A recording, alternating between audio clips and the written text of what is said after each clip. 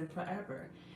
And let me just say, it took everything for me to get in here and do this video because your girl is tired.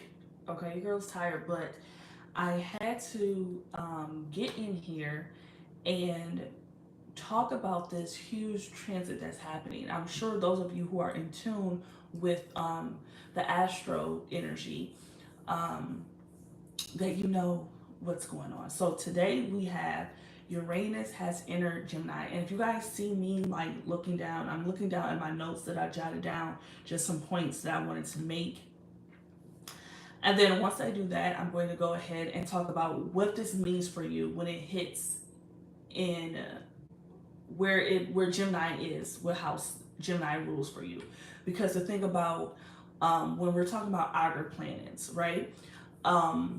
If we're not talking about the sun, the moon, Mercury, Venus, Mars, even you want when we get to talk about the outer planets, the Uranus, Pluto, Saturn. It's what's really important for you on a personal level is what house it falls under. Okay, so it's of course this is a planet that's going to affect us collectively and very majorly, but I want you to focus on what it means for you personally. Okay, so Uranus is entering Gemini. Okay, we know Gemini is this is such a powerful transit because Uranus. Let's start there. This is the planet of sudden changes. This is the planet of innovation. This is the planet of futuristic, right? Because you got to remember with Uranus, this is the planet that rules Aquarius, right? You see how everyone's going crazy about Pluto being in Aquarius and how this is going to transform things and this is going to just give a rebirth to things, right? This is what we're going to be seeing with Uranus in Gemini. And Uranus is sudden changes. It's not really it's not something that's going to really like prepare you. It's kind of like we don't know what's going to happen. We don't know when it's going to happen, but these are the areas that it could hit, okay? So that's what I want you to think of when we're talking about Uranus in Gemini, okay? When we're talking about Uranus in Gemini, that's what I want you to remember. And because it's in Gemini, Gemini is all about communication. Gemini is all about the mind. It's an air sign, right? And so this can really hit things of how we communicate. This is Uranus that is going to bring that sudden changes and is going to really give us a different perspective to think from, okay?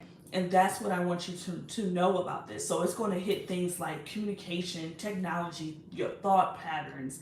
It's just innovation. And because Gemini is a mutable sign, right? Mutable signs is all about, they're like that in between before a new season starts, right? It's like that bridge.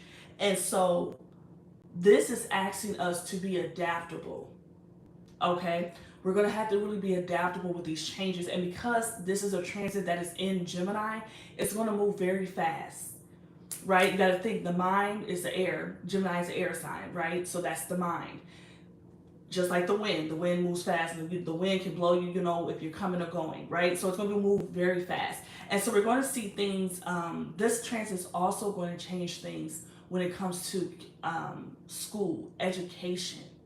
Okay, so we can see things like people talking about being homeschooled more and things of that sort. Okay, so this is just going to be really big, and Uranus stays in a sign for 7 years.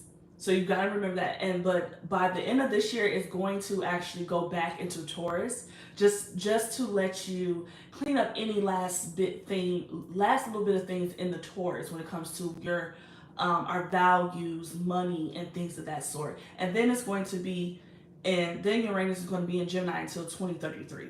Okay, so this is something that we're going to see over time just completely transform. Okay, so let's go ahead and get down into talk about each house. Now, like I said, when I started the video, when it comes to when we have such a huge, when we have a planet, an outer planet, move into a different sign, we want to always pull up our own personal charts, our birth charts. We want to pull that up and to look and see which sign rules this house, which house is ruled by this sign. So we want to check for this particular transit, we want to check our Gemini house. Okay, so let's go ahead and go through this. If you're here, go ahead and let me know what your rising sign is, and we can go ahead and jump right into this. And this is just to let you know of the theme that you're going to be seeing within the next 7 years.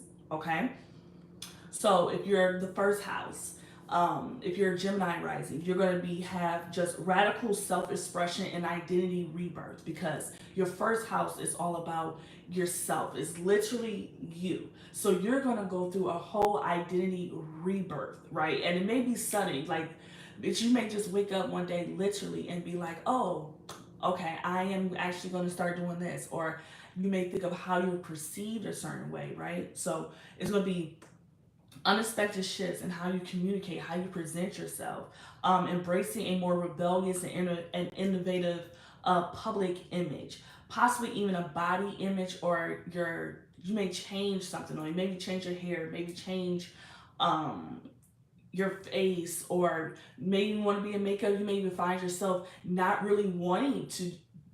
If you're a person that wears makeup, you may find yourself not even really wanting to do makeup. Like all of a sudden, you just like, I don't know, I like the natural look.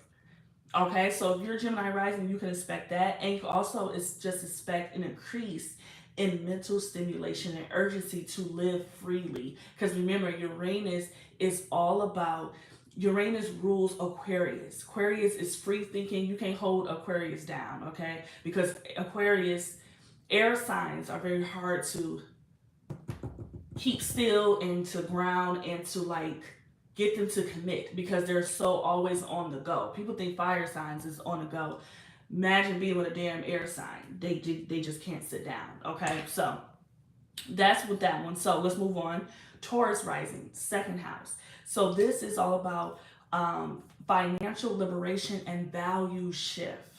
Okay, if it falls in your second house, you're going to have a sudden shift and changes in what you value. All of a sudden, you're like, that shit don't mean nothing to me anymore. All of a sudden, that don't hit the way that it used to hit. Now I want to be into this. So you can expect unexpected income sources, especially tech-based or digital. Okay, because like I said, I want you guys to keep in mind of the Aquarius energy, right? Aquarius rules technology.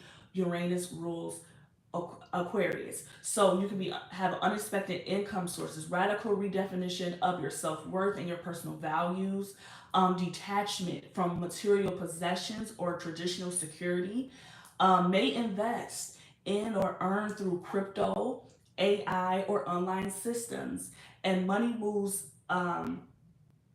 just begins to feel like it's free. Like not free in the sense like it's free, but you don't feel the need to have a grip on money, like from a scarcity mindset when when Uranus in Gemini falls in your second house. Okay, so third house of Aries rising, revolution in thinking, communication, and local life.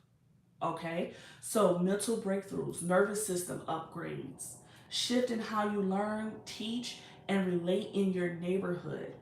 Okay, third house also rules your siblings. So sibling or close relative relationships may undergo a change, a sudden change. May become obsessed with learning new skills or systems.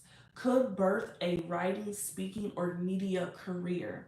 Okay, if it falls in your third house, that's my Aries risings. Okay, fourth house, Pisces rising, set through front. Fourth house is all about home, family, and ancestral awakening. Okay, so you may experience during this transit unusual living situations or relocation, or even being a nomad lifestyle. If you don't understand what that is, that's like if you don't necessarily have a home that you're renting. You're kind of like, oh, I want to go over here and like Airbnb living. Okay, you may also have liberation from family expectations or generational cycles. Okay, possible discoveries about ancestry or hidden family truths. Okay, desire to create a tech forward or unconventional home. Earthquakes or tech influencing physical homes.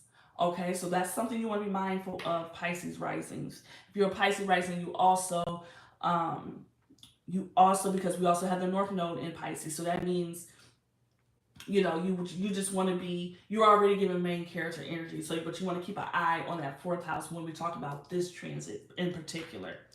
Okay, and then fifth house, this is Aquarius rising. Okay, so this is really going to be like you becoming a creative genius, an unexpected romance. Okay, so with the fifth house for you, Aquarius rising, you can expect creative breakthroughs. I want you to think art, tech, writing, and performance. Okay, children may be born gifted or involved with advanced tech. Okay, because fifth house rules children as well. Unconventional dating, or fast love connections. Okay, for some reason I'm thinking of Love Island. Like that's the vibe. That could be a theme for you here.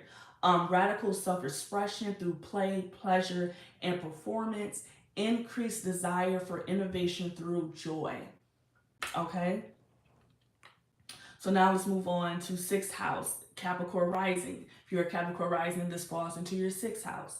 Okay. Reinventing work, health, and routine. Okay.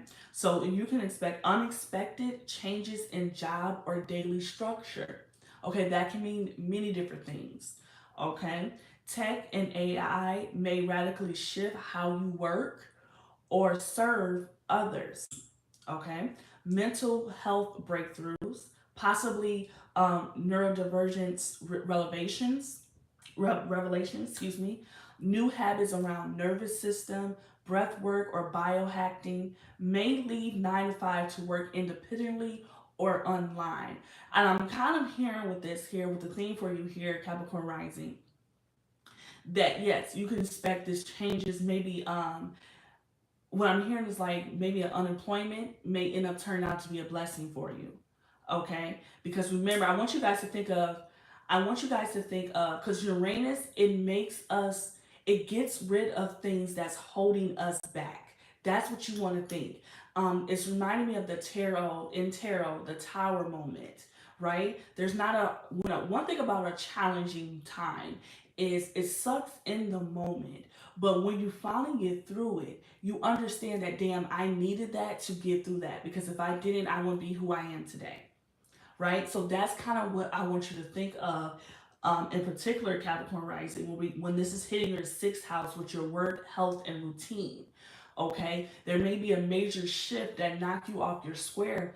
I want you to make sure you're focusing on your nervous system, regulating your nervous system with breath work so that you are able to keep yourself focused for this change, whatever the change is, because that's the thing about Uranus. We don't know what the change is. It's sudden and it's damn like we couldn't see that coming. Okay? So that's for you. Sagittarius risings, it's going to be in your seventh house. So for you, it's unconventional partnerships and new relationship models. Okay, so relationships may begin or end suddenly. You're drawn to unique intellectual or tech savvy partners. Contracts, legal issues, or business collaborations may shift. Craving freedom in relationships, non traditional structures. Remember, because we're dealing with Aquarius energy right now. Like I said, Aquarius don't want to be in a relationship unless they could be as free as a damn bird, literally. So you may be all of a sudden craving that freedom in your relationships. Like, I just want to I just want to get up off me. Okay. And then you may also have a powerful mirror experiences through others that spark an evolution. So keep your good eye on that, okay? Now, Scorpio risings, this is going to be in your eighth house, okay? So this is psychic tech, money, and sexual liberations, okay? So deep transformation around intimacy and shared resources, inheritance, investments, or debts could suddenly shift. Fascination with historic knowledge, metaphysics, or even the occult AI. Okay, sudden awakening, right? And just like a energetic body. So all of a sudden you're just going through a spiritual awakening. It's just sudden, like your damn light bulb just came on, and you're like, but you know what? Okay. You get what I'm saying? Like it's really something that you can't really put in words. It's something that's just felt. So you couldn't be expecting that because it's hitting your eighth house. And you may dive into shadow tech like cybersecurity or crypto. Okay. Libra rising, this is hitting your ninth house where higher learning and belief system upgrades. Okay. So sudden shifts in faith, religion, or spiritual worldview, right? Travel or international opportunities may come unpredictably, like it just fall in your lap. Online education or teaching takes off. So if you're already in that realm of things, this transit is really going to be very beneficial to you because it could just be sudden. That's why this energy really is just asking for you to stay ready so you ain't got to get ready, right? And the way to stay ready so you got to get ready is to have an open mind. Okay, when you allow yourself to have an open mind, then you're allowing yourself to be adaptable. Because remember, this energy is in Gemini. Gemini is a mutable sign and it wants us to be adaptable. Okay. Also, for Libra rising, embracing a futuristic philosophies, strong desire to disrupt outdated domas or institutions. Excuse me. So yeah, you have a certain shift that you're kind of like, I don't want to do that no more. Like I said, Uranus is getting rid of anything that is conventional, anything that is confining you, anything that is stopping you from being all that you are called to be. Because you guys got to remember, when it comes to this astrology stuff, this is like your soul contract. And it's all about awareness. So it's not something you're stuck in and you can't not change. It's not about that. But what it is about is you being aware. And when you're aware of the energy, you be aware of how to work the energy or how to maneuver through the energy, right? So that's what this is going to be about, okay? All right, so Virgo risings. This is hitting into your 10th house, your house of career. Okay, so this is career innovation and public role awakening. Okay, so career change or a sudden rise in a tech foreign profession. Public image evolves, seen as a visionary, a rebellious, or different.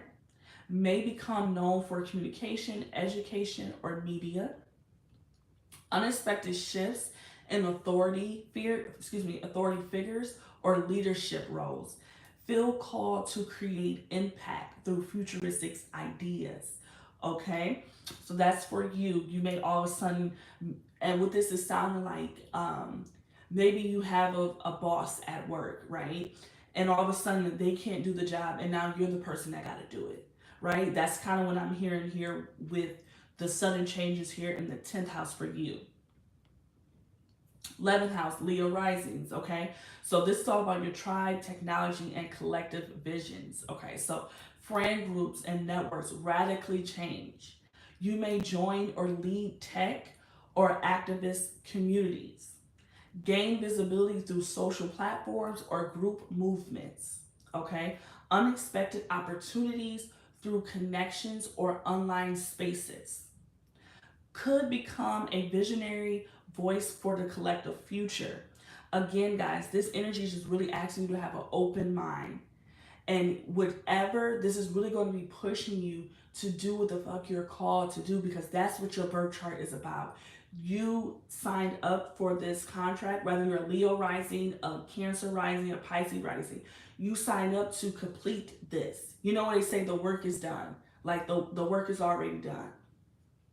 That's what your birth chart is. It's like if you're playing a game and you're in story mode. I was watching this guy on TikTok, I forget his name, but he said it perfectly. Like it's like you're in a story mode when you play GTA. They already have a story mode. You have free will to do the story mode or ride a damn cab or whatever you decide to do in the game, but the story mode is still here and it's already written, but eventually you're going to have to come back to that mission.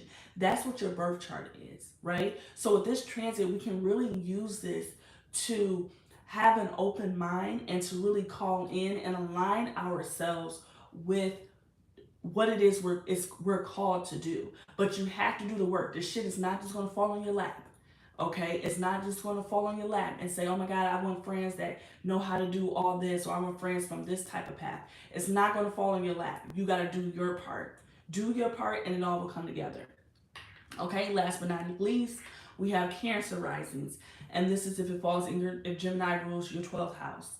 Okay, so this is subconscious awakening and the spiritual tech downloads, okay? Dreams, psychic senses, and mystical experiences intensify. May feel called to retreat, isolate, or explore inner worlds, okay? Sudden spiritual awakenings or memory retrieval, okay? Access to hidden knowledge, cosmic and quantum downloads, mental health, or nervous system may need grounding practices. And you know, Cancer, for you, if you have this transit entering in your 12th house here, everything is said. You want to really make sure that you are grounding yourself, because for it to be hitting your subconscious in your 12th house, that's already a house of, um, that's already like in your head type of thing, right? Because it's the subconscious. And so for you, Cancer, I would, because with a lot of Cancers, you're already in your head because you feel everybody's energy, right? You feel everybody's energy. And so you are already in your head. And so with this transit entering into Gemini, entering into your 12th house, remember I said this transit is going to move very fast.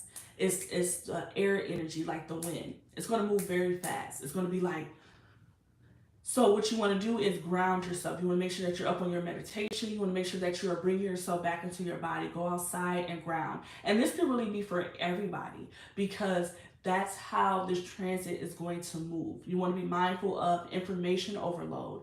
Make sure that you're not overstimulating yourself, okay? But for me personally, because I'm a Leo rising, so this falls in my 11th house with 11th house with friend groups and networks and things of that sort. You guys got to really think that, like I mentioned earlier, you can really use this energy to work for you. Okay? Remember, it's all about awareness. And now that you're aware where this transit is falling, which house is ruling for you, you will know how to maneuver with this. You will learn how to kind of like co-create with this energy. And it may be sudden. This is why I say the best thing that you can do for this energy is to make sure you're grounding yourself and keep an open mind.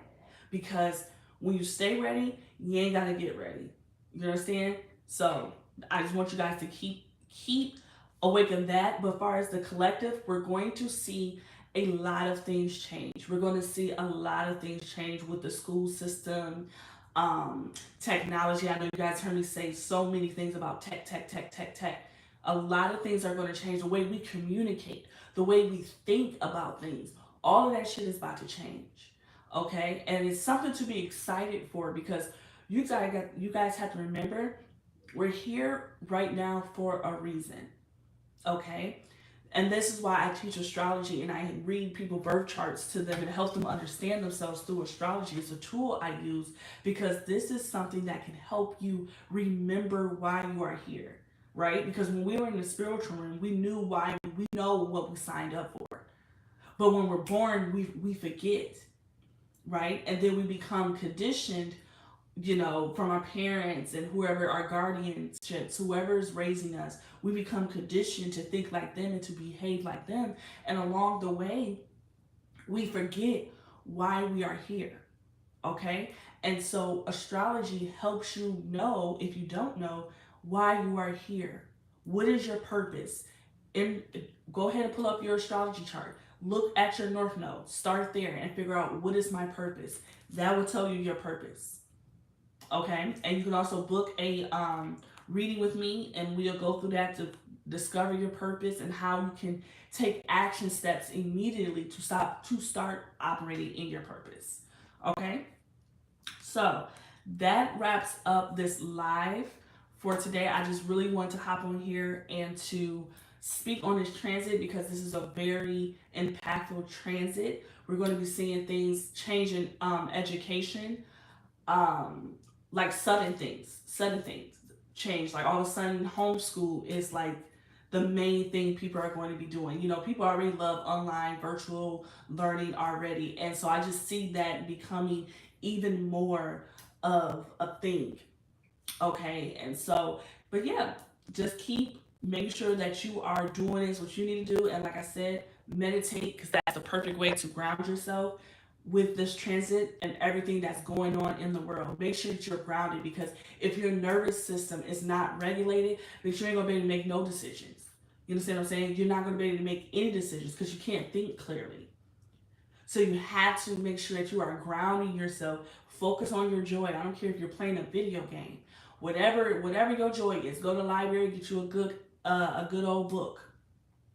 Whatever it is, focus on your joy because when you focus on your joy, you're keeping yourself in the cycle of abundance. And that's what we want. Okay? So that's that. Also, make sure that you guys go ahead and subscribe to my Patreon membership. I'm going to be doing content there as well, exclusive content that I won't be putting on I won't be putting here on YouTube. So join the Sacred Muses for that. Yeah, and thank you guys so much for tuning in, and I will see you guys in my next live.